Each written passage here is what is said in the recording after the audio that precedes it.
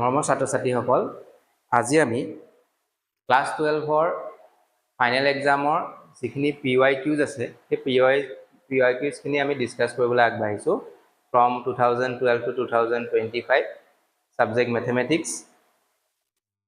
আৰু এই বস্তুখিনিয়ে তোমালোকক পৰীক্ষাত যথেষ্ট সহায় কৰিব, গতিকে ভিডিঅ'টো শেষলৈকে চাবা আৰু প্ৰশ্নসমূহ প্ৰেক্টিছ কৰিবলৈ চেষ্টা কৰিবা। তো আমাৰ আজি আলোচনাৰ বিষয় হ'ল চেপ্টাৰ 1 ৰিলেশ্যন এণ্ড ফাংচন। তাৰ তিনিটা পাৰ্ট থাকে, relation, function and composition of function. তো তাৰে আমি প্ৰথম পাৰ্টটো ৰিলেশ্যন, তাৰ বিষয়ে আমি আলোচনা কৰিবলৈ আগবাঢ়িছোঁ।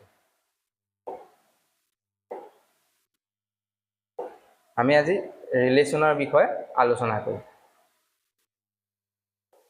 যিটো ৰিলেশ্যন টপিক আছে তাৰ যিখিনি আমাৰ শ্বৰ্ট কুৱেশ্যন অৰ্থাৎ very short answer type question অৰ্থাৎ 1 মাৰ্কছৰ, সেইখিনি আমি প্ৰথমতে ডিছকাছ কৰিবলৈ আগবাঢ়োঁ। তো প্ৰথম কুৱেশ্যনটো আমাৰ আহিছিলে 2013ত।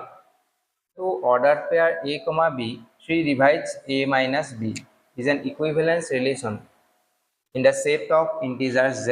What is the number of partitions of Z? পাৰ্টিশনছ মানে কি, আমি সেটটোক এনেকুৱা ধৰণে ভাগ কৰিব লাগে, এনেকুৱা তিনিটা সেটত ভাগ কৰিব লাগে। ধৰি লোৱা এইটো এটা সেট, এই সেটটোক আমি এনেকুৱা টাইপত ভাগ কৰি দিব লাগে, এনেকুৱা তিনিটা বা চাৰিটা সেটত ভাগ কৰিব লাগে যাতে সিহঁতৰ ইণ্টাৰছেকশ্যনটো ডিসজইন হয়, মানে দুটাৰ মাজত কোনো কমন এলিমেণ্টছ নাথাকে। তো আমি এই আৰ ৰিলেশ্যনটোত যদি ভাগ কৰিবলৈ যাওঁ তেতিয়া তিনিটা আমি সেট পাম, অৰ্থাৎ পাৰ্টিশনছ পাম। গতিকে আমাৰ ইয়াৰ আনসাৰটো হ'ব নাম্বাৰ অফ পাৰ্টিশনছ হ'ব 3। নাম্বাৰ অফ পাৰ্টিশনছ এইটো আহিছিলে তোমালোকৰ 2015ত আহিছিলে। ইয়াত কি কৈছে যে এই যে সেট য'ত তোমাৰ তিনিটা এলিমেণ্ট আছে 0, 1 আৰু 3, what is the number of relation on set A? তো আমি এটা কথা জানো যে এই সেটত যদি mটা এলিমেণ্ট থাকে তেন্তে নাম্বাৰ অফ ৰিলেশ্যনছ আমি কেনেকৈ উলিয়াওঁ?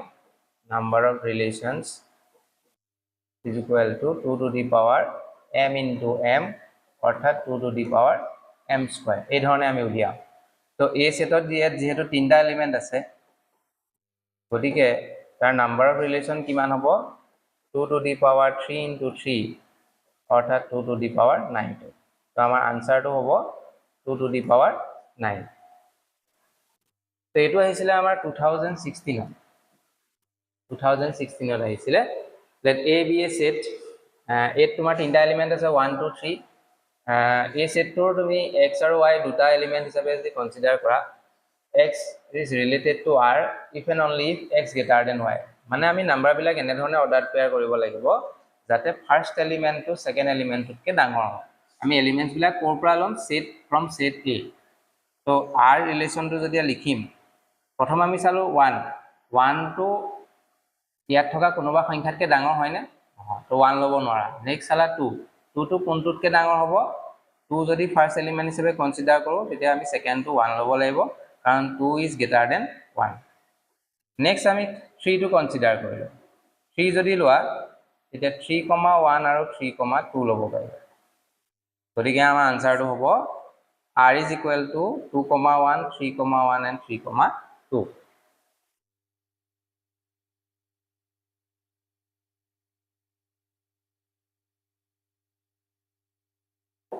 নেক্সট কুৱেশ্যনটো চাওঁ। এইটো আহিছিলে তোমালোকৰ 2019ত।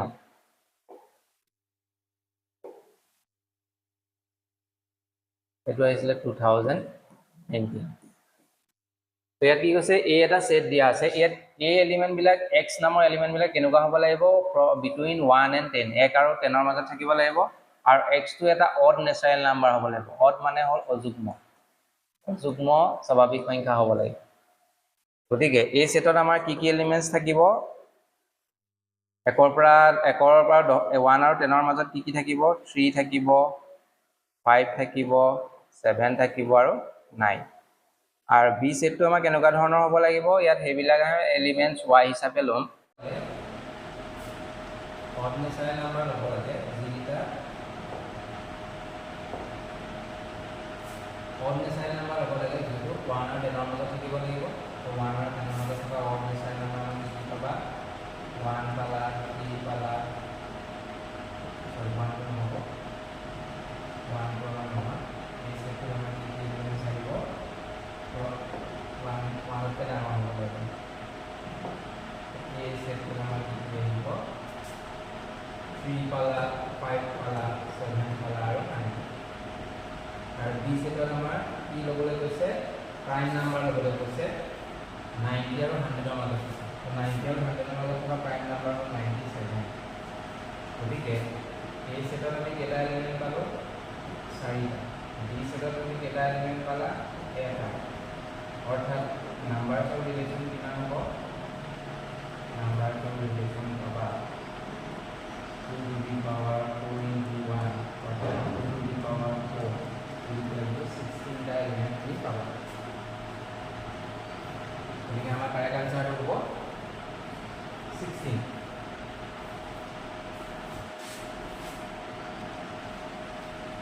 এবার আমি নেক্সট কোশ্চেন লিখব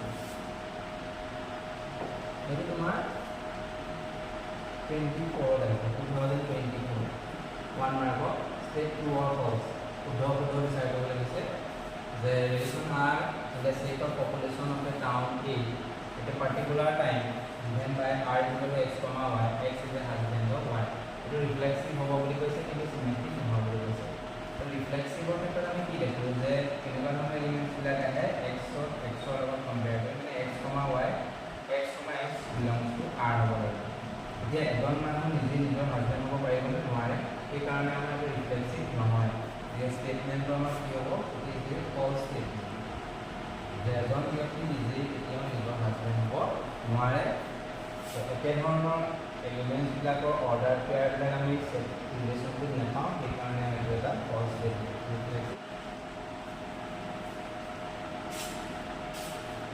এই কোৱেশ্যনটো যদি আমি চাওঁ determine the relation R on a set of whole numbers less than equal to 10 defined by R is equal to order pair x comma y by 6 plus 3y is equal to 12 গতিকে আমাৰ সেটটো কি হ'ল set of whole numbers less than equal to 10 গতিকে 0 ৰ পৰা 10 লৈকে আহিব সেটটো তাৰ পৰা আমি এলিমেন্টছ বিলাক উঠাম উঠাই ক'ত বহাম এই ইকুৱেশ্যনটো আমি সিম্পলিফাইড ফৰ্মত লিখিলো y equal to 12 minus y divided by 3 তো প্ৰথম আমি x ৰ জায়গাত 0 পুট কৰিলো যদি 0 পুট কৰো তোমাৰ 12 পাৱাৰ 12 টো 3 এ ডিভাইড কৰিলে 4 যদি তুমি 3 পুট কৰা 6 হ'ব 6 ৰ পৰা 12 মাইনাস কৰিলে 3 এ ডিভাইড কৰিলে 2 পাবা যদি x ৰ জায়গাত 6 বহোৱা 12 minus 12 0 3 এ 0 ডিভাইড কৰিলে 0 পাবা তো এইটা এলিমেন্ট তোমাৰ r সেটটো দেখা এবাৰ আমি